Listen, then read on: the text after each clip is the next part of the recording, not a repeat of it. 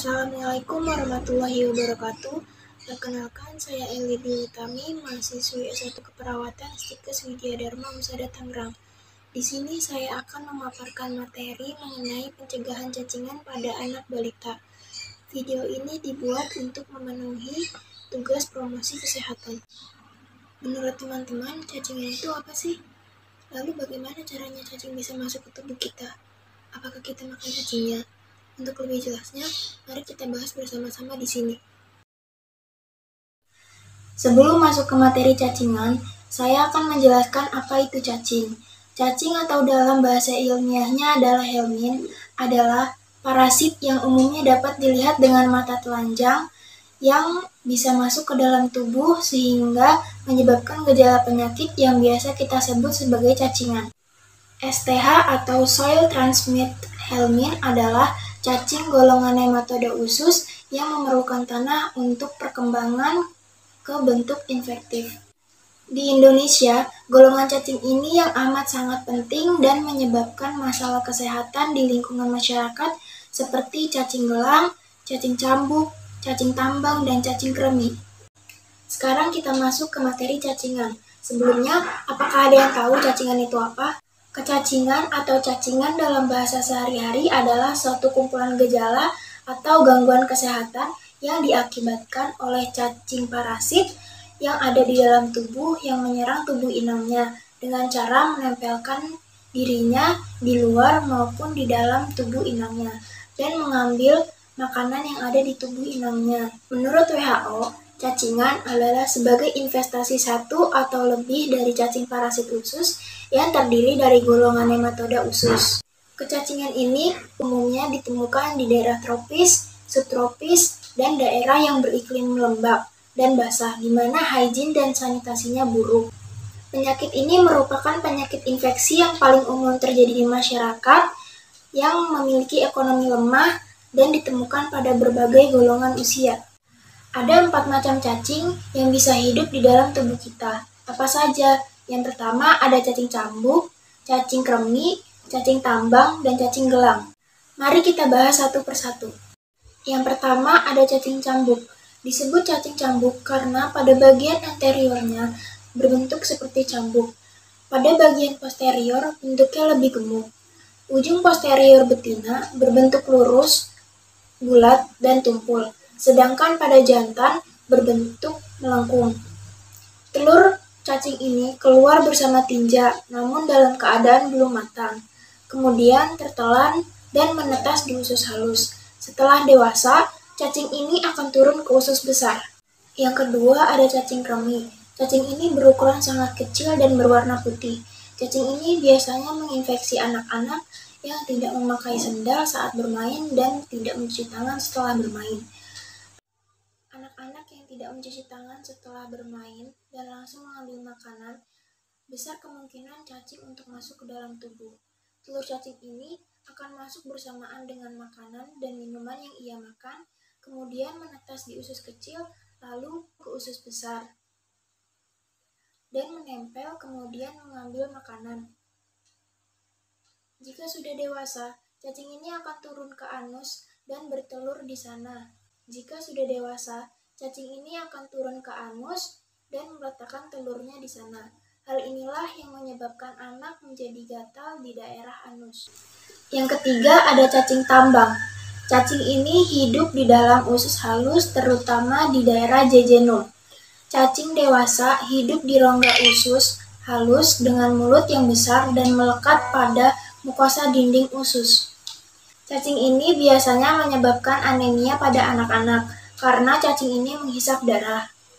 Telur cacing tambang berbentuk oval. Telur ini keluar bersama tinja dan berkembang di tanah. Telur akan menetas dalam kurun waktu 1-2 hari dalam kelembapan dan temperatur yang optimal. Cacing ini akan menembus kulit manusia, kemudian masuk ke pembuluh darah vena hingga ke alveoli. Setelah itu, larva pindah ke saluran nafas atas, kemudian tertelan dan turun ke esofagus, dan menjadi cacing dewasa di usus halus. Yang terakhir ada cacing gelang. Cacing gelang ini dapat menghisap kurang lebih 0,14 gram karbohidrat setiap harinya. Cacing ini berkembang biak di dalam usus manusia. Panjangnya bisa melebihi 30 cm. Cacing ini dapat masuk ke dalam tubuh dari sayuran yang menggunakan pupuk dari feses, kemudian dikonsumsi oleh manusia. Cacing ini juga dapat masuk ke paru-paru dan menyebabkan batuk pada anak-anak. Infeksi cacing ini dapat menyebabkan berbagai komplikasi. Apa sih penyebab cacingan? Nah, cacingan ini disebabkan oleh kita yang tidak menjaga kebersihan. Telur cacing ada di mana-mana dan berukuran sangat kecil. Jika anak bermain tidak menggunakan sendal atau bermain tanah dan setelah itu tidak mencuci tangan, besar kemungkinan telur cacing akan masuk ke dalam tubuh dan menyebabkan penyakit. Kurangnya pengetahuan orang tua terhadap kebersihan diri maupun lingkungan juga menjadi salah satu penyebab terjadinya cacingan pada anak. Karena orang tua tidak bisa mengajarkan hal-hal penting yang berkaitan dengan kebersihan, contohnya mencuci tangan. Maka dari itu, kita sebagai orang tua atau orang yang lebih dewasa, yang lebih mengerti akan kebersihan, harus mengajarkan anak-anak untuk lebih peduli terhadap kebersihan diri dan kebersihan lingkungan sekitarnya. Selanjutnya, kita akan membahas tentang cara penularannya. Cacing bisa masuk ke dalam tubuh melalui berbagai macam cara. Pada sebagian besar, cacing ditularkan melalui tanah. Bisa juga ditularkan melalui makanan dan minuman yang terkontaminasi oleh telur cacing. Cacing juga dapat masuk ke dalam pori-pori.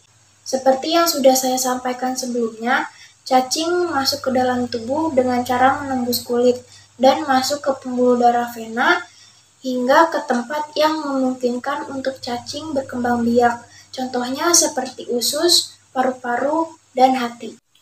Apa saja tanda dan gejalanya? Yang pertama, anak yang cacingan akan mengalami gizi yang buruk karena nutrisi yang dimakan oleh sang anak akan dimakan kembali oleh cacing. Yang kedua, kulit anak akan terlihat pucat karena kekurangan darah. Yang ketiga, perut anak akan terlihat buncit karena kekurangan protein. Yang keempat, terjadi gangguan pada saluran pencernaannya. Yang kelima, anemia karena darah terus dihisap oleh cacing. Yang keenam, diare secara berulang. Yang ketujuh, terdapat cacing pada feses. Yang kedelapan, gatal pada area anus, terutama pada malam hari. Penyakit cacingan dapat memberikan beberapa dampak, seperti yang pertama, anemia.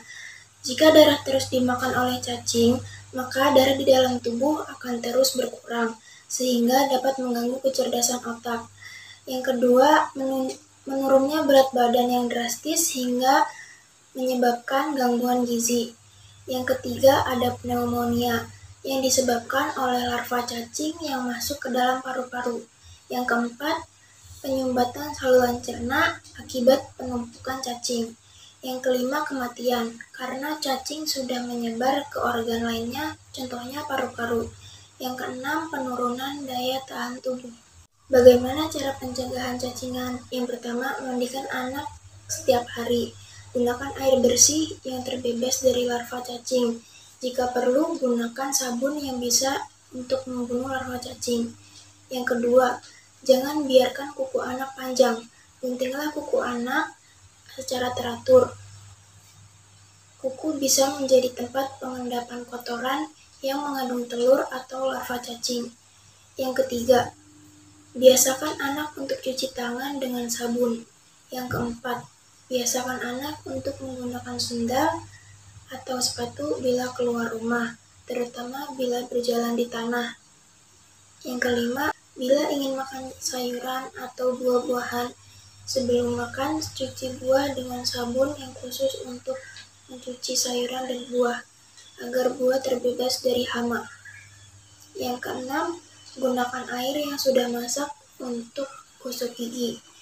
Yang ketujuh, lakukan toilet training pada waktunya dan ajarkan cara menjaga kebersihan saat BAB dan BAK. Yang kedelapan, pelihara kebersihan lingkungan. Yang kesembilan, minum obat cacing selama 6 bulan sekali. Yang terakhir, teratur menjalani tes feses di lab.